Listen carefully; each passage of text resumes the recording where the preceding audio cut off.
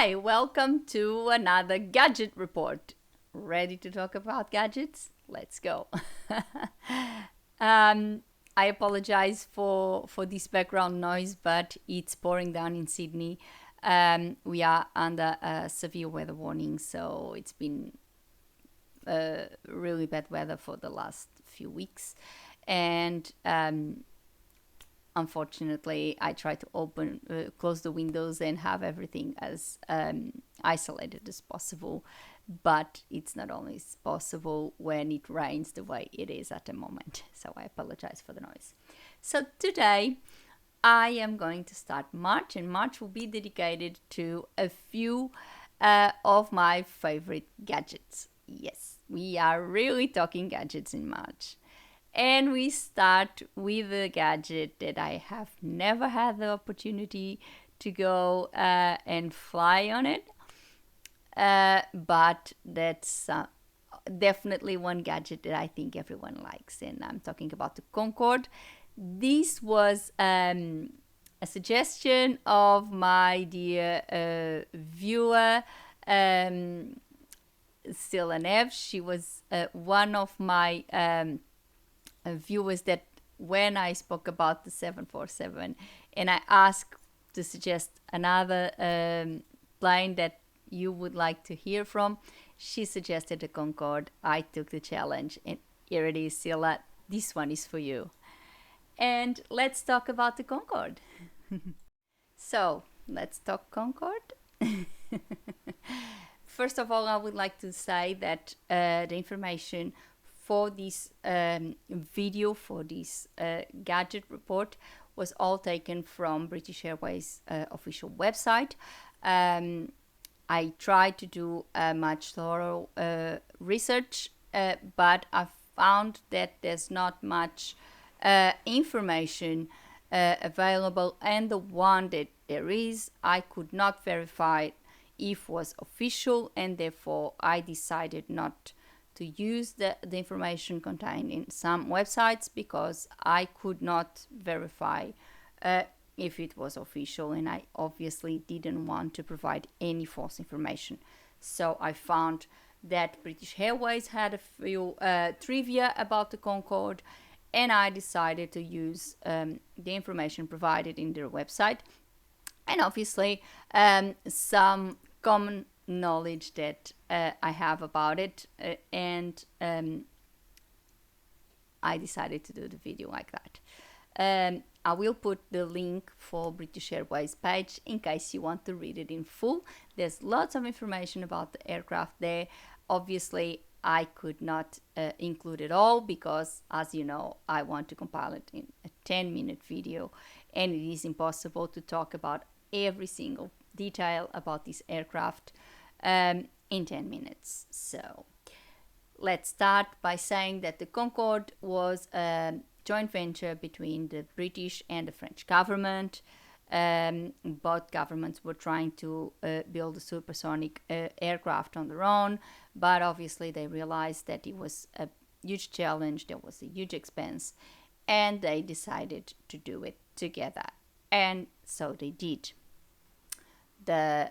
Obviously the governments were involved, and once the aircraft was done or was produced, the two airlines, the two flagship airlines of each country, were the ones to fly this aircraft. So we have British Airways on the British side, and obviously Air France on the French side. These were the two airlines that only these two airlines flew this aircraft, was British Airways and Air France. It was operated, as I said, by these two things. Now let's go for the little trivia. Concorde, as you know, it was a supersonic aircraft, and as a supersonic aircraft, to reach that particular speed and to fly, it needs lots of energy, and especially on the takeoff, it is very important that the aircraft needs to reach a certain speed to be able to take off. But that is exactly like what happens to any other aircraft. and then it needs more energy to do that transition into cruising speed. And that's why for this aircraft, they developed an engine that used a technology called reheat technology, where more fuel is injected into the engine at the final stages of the engine in the takeoff to help with that takeoff and the transition to the cruising speed. So it was one of the features of this amazing aircraft. The Concorde used 4 engines. They could be either Rolls-Royce or SNECMA Olympus 593, so either one or another. And obviously it was an amazing aircraft. It was not built for capacity.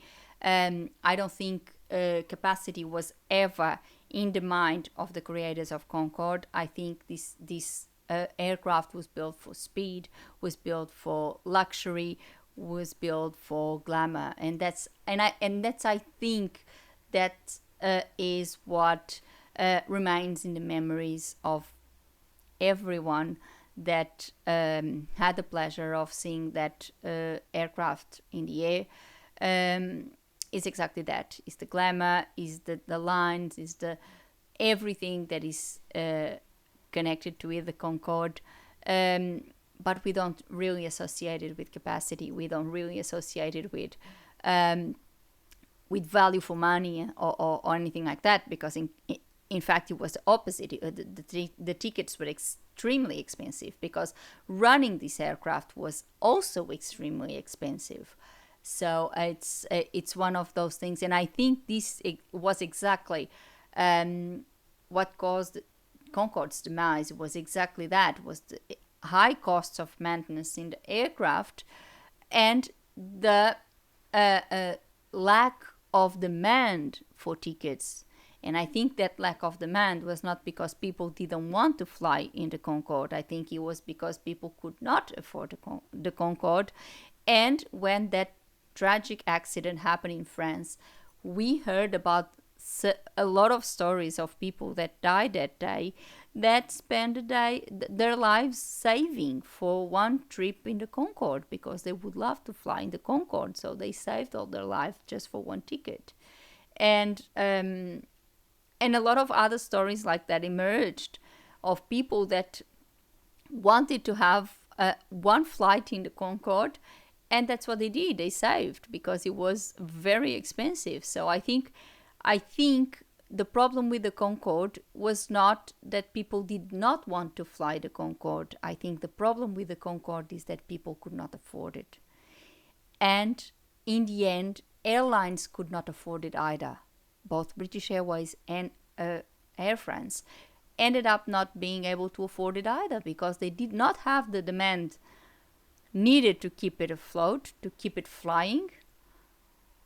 And obviously they could not lose money. No airline is in business to lose money. So therefore, they had to retire it. I don't think the reason behind it was the crash, was the tragic accident.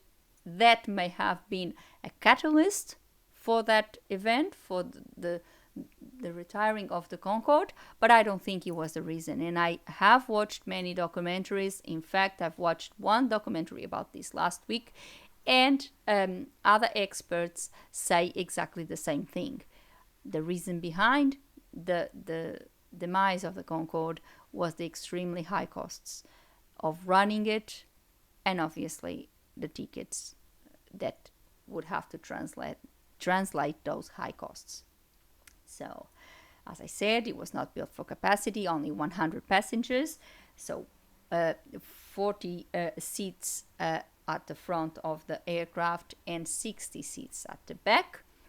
The Concorde had the takeoff speed of the Concorde, and hold yourself, was 400 kilometers per hour. So you can imagine how fast it was already when it would take off. And that's why this reheating technology in the engine is so important, because it needed to reach this speed, and then it needed to transition to its cruising speed, that is 2,160 kilometers per hour. So you can see how fast that aircraft was going, and this is up to 60,000 feet high. The landing speed is 187 meters per hour, or 300 kilometers per hour. So you can see that because it's obviously a fall, it's even the landing speed looks like it's higher, and it is higher because it obviously it's a different kind of approach. The Concorde, the landing gear had 8 main wheels and 2 nose wheels, the famous nose that would lift and lower, and obviously the crew. So it would be 100 passengers, and the crew that would be 2 pilots, 1 flight engineer, and 6 cabin crew. So this was the capacity of the Concorde. It was really an amazing aircraft. As I said, I don't believe the crash was the real reason behind its retirement. The Concorde is now retired. You can visit the Concorde in the British Airways Museum in, I believe, in London. And I believe Air France may have something similar as well. And of course, it's an aircraft that will remain in the memories of so many people like myself. As I wrote last year, there is another supersonic aircraft coming soon. It's the Overture. Let's see what will happen. Let's see. I hope it is successful. I hope this time around lessons were learned, and this new adventure will be a more successful one than the Concorde was. And that's all for today. I hope you really enjoy our gadget report about the Concorde. Sila, I hope it was up to your expectations. But if not, please leave me a comment. Let me know what you thought about this video. This was a very good one for you, I think. And to all my other viewers that watch this video, please leave me a comment. Did you like what I told you about the Concorde? Do you agree with me that the Concorde was retired because of its high costs rather than the fatal crash in Paris? And of course, if you were one of the lucky ones that had the pleasure of flying the Concorde, please share your experience with us. We would love to hear from you. Or if you are one of those that was saving to go on a trip in this amazing aircraft, but your dream was cut short when it was retired, please let us know as well. If you have any information about the Concorde, if you worked at British Airways or Air France and you have any information about the Concorde, if you have worked with the Concorde and you would like to add to this video, please do. We would love to hear from you, because obviously you are the ones who have the real information about this aircraft. Before I go, I would like to thank you all for watching, and of course, share the video, put a like, subscribe the channel with a little click on the bell so you get a notification of a gadget report every week. Before I go, and once again, thank you so very much for watching. Have a lovely week. See you next time. Thank you. Bye.